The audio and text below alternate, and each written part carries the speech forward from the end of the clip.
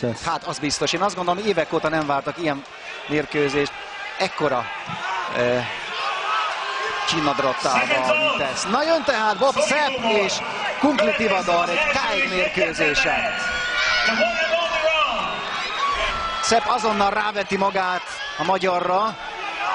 Ugye azt mondta, hogy elfogyasztja, hiszen bolond Kunkli bevállalta ezt a meccset, mert idősebb is, és 100 kilóval könnyebb.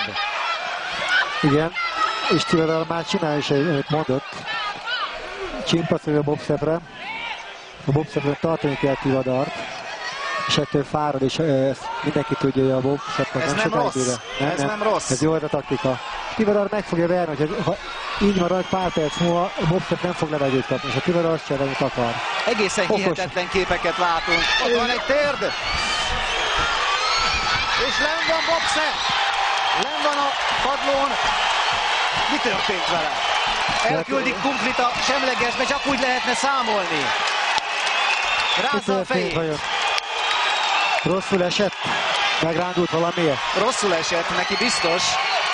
És bedobtak valamit, megdobják a bírót. Hát ezt nem kellett volna. És a sarokba küldik, mi van? Ezt nem hiszem el.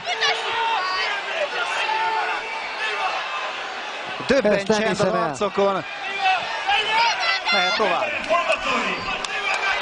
Mehet tovább. Ezt nem értettem, mi történt. Mögöttem megőrülnek, főleg a hölgyek is, és megint nem van. A földharc nincs, ne felejtsük el, tehát ha föltápászkodik az amerikai, akkor nem tudom, mi történt vele. Ezt a 170 kilót mozgatni is nagyon nehéz. Ott van a könyökös. Jaj, vigyázni! Vigyázz! Tivadar. Kiesnek a ringből, hihetetlen! A bírót is elküldöm, a Bob Sepp megőrült. Én azt gondolom, hogy teljesen elveszítette a célnát. Itt a háttérben a nézők is majdnem összeverekednek. Nehogy botrány legyen. Nehogy botrány legyen. Csak nem lesz belőle. Tivadar nagyon jól csinálja, nagyon jól csinálja, amit csak kész. Vége! Egy könyökös! Ezt vártuk. Vége, lekönyökölte, vége. Vége, Bob Seppnek vége van. Ennyi volt. A bestia lefeküdt. Tivadar megcsinálta. Nem fog fölkelni. Véget ért a mérkőzés. Kunkli Tivadar megverte a 100 kilóval nehezebb Bob Seppet. A csoda realitás. Hát erre nem tudok mit mondani. Tivadar nagyon-nagyon jó, nagyon ügyes, azt csinált, amit mondott, de a Bob Seppet most egy kicsit talán csalódtam. Mindenki tudta, hogy ez egy rövid és megrázó dráma lesz. Hát vagy így, vagy úgy. Tehát valakinek itt a padlón kellett végeznie. Bob Sepptől kérdezik meg, hogy akkor most mi van.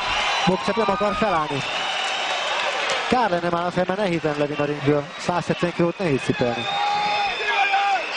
Ez egy sporttörténelmi mérkőzés mindenféleképpen. Tudtuk, hogy show lesz. Sokan csóválták a fejüket, hitetlenkedtek. Azért bíztunk benne, hogy tovább tart. Hogy egy ilyen párosítást eleve őrültség összehozni, ekkora súlykülönbséggel. Tivadar nagyon okos. Kunkli megcsinálta. Ő bízott benne, hogy ha más nem, kifárasztja az ellenfelét. De nem kell kifárasztani. Hát ilyen különbsége nagyon volt más küzdősportban szerintem. Olyan volt, hogy például a taiföldi Conor Singh neki ment egy 50 kilóval nehezebb. Igen, 100 kilós embereket, 70-75 kilósan megvert 100-110 kilós embereket. 100?